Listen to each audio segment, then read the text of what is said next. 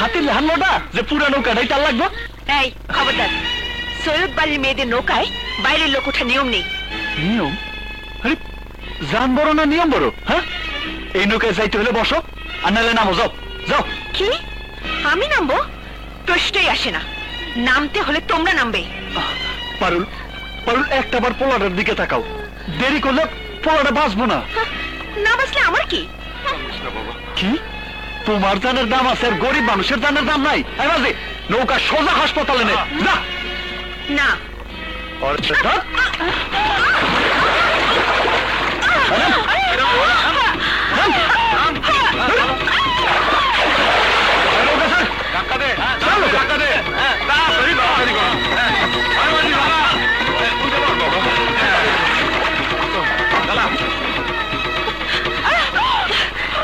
এই অপমানের শোধ যদি আমি না নিতে পারি, তাহলে আমি সৈয়দ বাড়ির মেয়েই না, আমি তোর নামে সালিশ বসাবো। সৈয়দ বাড়ির মেয়ের গায়ে ওই বদমাইশটা হাত তুলেছে, পারুলকে ধাক্কা দিয়ে পানিতে ফেলে দিয়েছে। ওর শাস্তি একটাই, 20টা চাবুকের বাড়ি। এটা কেমন বিচার? পানিতে ধাক্কা দিয়ে ফেলাইছি বলে আপনারা সবাই আমার বিচার করতেছেন, আর সৈয়দ বাড়ির মাইয়া যে মানুষ খুন করতে চাইছিল তার কি কোনো বিচার নাই? কি বলতে চাও তুমি? পারুল সৈয়দ বাড়ির মাইয়া বইলা সে নৌকায় উঠলে আর কেউ নৌকায় উঠতে পারবো না। কেন? এই গ্রামের সমস্ত লোকজন কি শিয়াল কুকুর? সৈয়দ পরিবারের মানুষেরা চিরকাল এইভাবেই চলাফেরা করে এবং এটাই নিয়ম। আমি এই নিয়ম মানি না। বিচার যদি আজ করতেই হয় তাহলে আমার সাথে আপনার মাইয়ারও করতে হইব, নাইলে আমি ধরে নিব এই গ্রামের মানুষের বিবেক বলে কিচ্ছু নাই, কিচ্ছু নাই।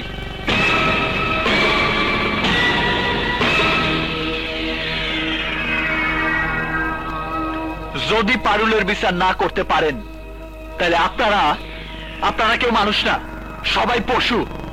মানুষ শুধু সৈয়দ সাহেব আর তার মাইয়া। চুপ কর হারামজাদা, সৈয়দ সাহেবের বিচার তোর মাইনে নিতে হইব। ঠিক আছে বাবা, ঠিক আছে, তুমি যখন কইতেছ তখন বিচার আমি মাইনা নিব, কিন্তু আমার গায়ে সেই লোক চাবুক মারবো যে নিজের অন্তর থেকে মাইনা নিব আমি অপরাধী, যে স্বীকার করব লালুর জীবন বাঁচায় আমি অন্যায় করছি। কই আসেন, কি আসবেন? আসেন, আমারে চাবুক মারেন, আসেন। আরে বসে আসেন কেন? আসেন, আমারে চাবুক মারেন, আসেন, আসেন। কি হলো? মারেন, আসেন। কে মারবেন? আসেন, কে মারবেন? আমি মারবো।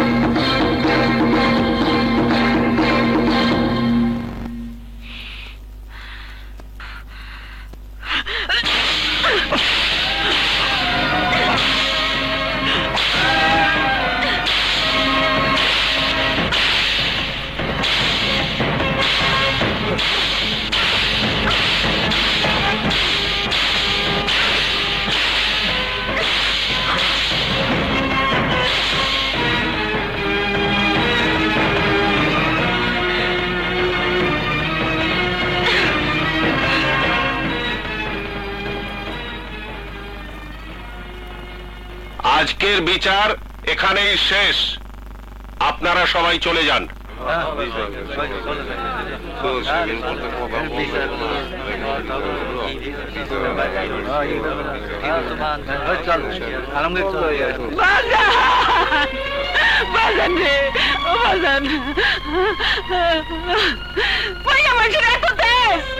দিলে কি কোথায় রহম দেয় নাই? কি চাষ করছে আমার বলায়?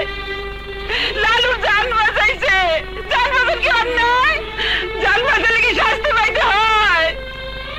অন্যরা যে আমার পোলারে মারছে তাকে বিচার আল্লাহ করব, তাকে বিচার আল্লাহ করব।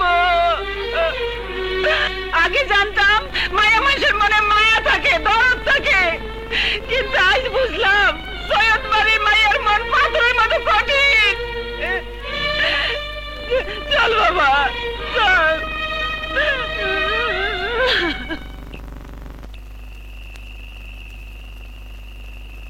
একটাবার পোলাটার দিকে তাকাও, দেরি করলে পোলাটা বাঁচবো না। আমার গায়ে সেই লোক চাবুক মারবো যে নিজের অন্তর থেকে মাইনা নিব আমি অপরাধী, যে স্বীকার করব লালুর জীবন বাঁচায় আমি অন্যায় করছি। মাইয়া মানুষের এত তেজ, দিলে কি খোদা রহম দেয় নাই? কি দোষ করছে আমার পোলায়? লালুর জান বাঁচাইছে, জান বাঁচান কি অন্যায়? জান বাঁচাইলে কি শাস্তি পাইতে হয়? আগে জানতাম মায়া মানুষের মনে দরদ থাকে, মায়া থাকে, কিন্তু আজ বুঝলাম সৈয়দ বাড়ির মায়ের মন পাথরের মতন কঠিন, পাথরের মতন কঠিন।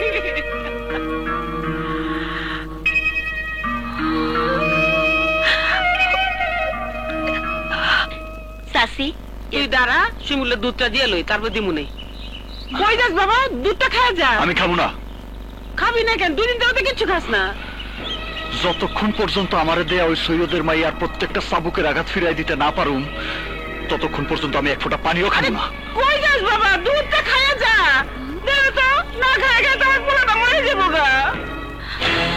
কি বললি? প্রতিশোধ নেওয়ার আগ পর্যন্ত এক ফোঁটা পানিও খাবে না? হ, শিমুল কসম খাইয়া এই কথাগুলা তার মায়েরে বইলা বাড়ি থেকে বাইর হয়ে গেছে। কোথায় গেছে? দেখলাম বয়াতি বাড়ির ওদিকে গেছে। চল তো, তুই কই যাবি? বয়াতি বাড়ির ওদিকে শিমুলের কাছে। তোর মাথা খারাপ? শিমুল তোর সামনে পাইলে মাইরেই ফেলাইবো। আমিও তাই চাই।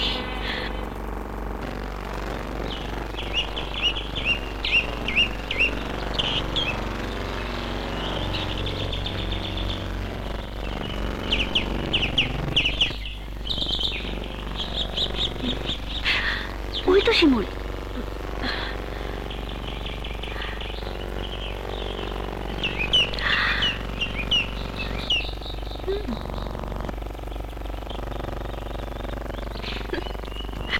কে বীর পুরুষ, এখন কেমন লাগে?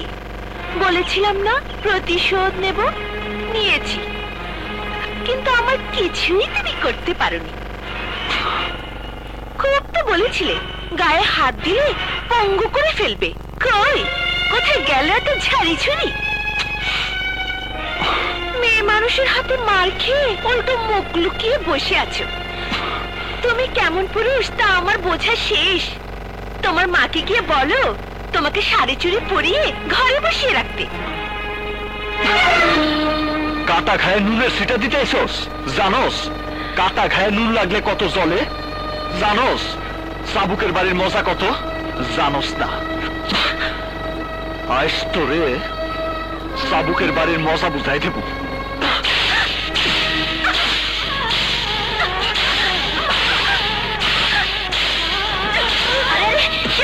ভালো হবো না কইতাছি।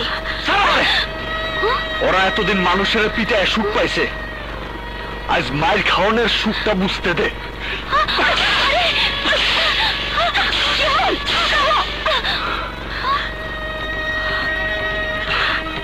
থামলে কেন? মারো, আরো মারো। আমি তোর হুকুমের গোলাম না।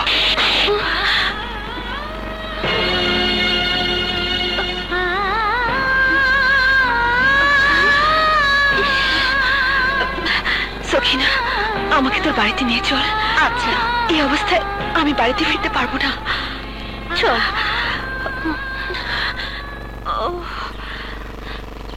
এত কিছু পরও শিমুল তোর গায়ে হাত ধরছে? ওর এত বড় সাহস! আমি অক্ষুনি চাচার কাছে বিচার দেব। না না, তুই কাউকে কিছুই বলবি না, কিছুই বলবি না। পারুল, তোমার কি হয়েছে? কিছু না কমল ভাই, আমি শিমুলের প্রতিজ্ঞা পূরণ করিয়েছি। তুমি ওর কাছে যাও, ওকে নাস্তা খাও। কিসের প্রতিজ্ঞা? কিসের নাস্তা? শিমুল ওর মার কাছে প্রতিজ্ঞা করেছিল মানুষ শোধ না নিয়ে ও কিছুই খাবে না। আজ ওর আঘাত আমি নিজের গায়ে বরণ করে নিয়েছি। এখন তার খেতে কোনো অসুবিধা নেই। তুমি যাও কমল ভাই, ওকে খাওয়াও, না খেলে শিমুল অসুস্থ হয়ে যাবে। যাও।